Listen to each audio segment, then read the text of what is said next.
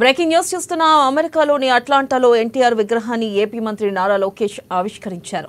ఈ కార్యక్రమంలో ఎమ్మెల్యేలు వెనిగంట్ల రాము, యార్లగడ్డ వెంకట్రావు, ఎన్ఆర్టీ టీడీపీ నేత కోమిటి జయరాం పాల్గొన్నారు. రెడ్ బుక్ లో 2 చాప్టర్లు ఓపెన్ అయ్యాయని లోకేష్ చెప్పారు.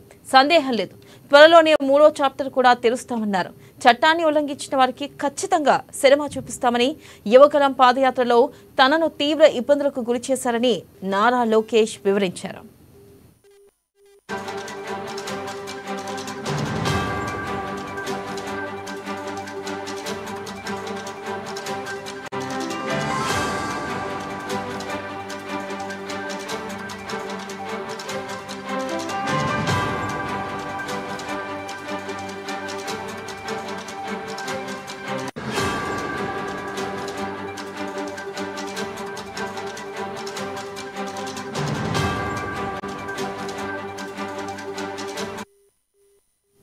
అమెరికాలోని అట్లాంటాలో ఎన్టీఆర్ విగ్రహాన్ని ఏపీ మంత్రి నారా లోకేష్ ఆవిష్కరించారు.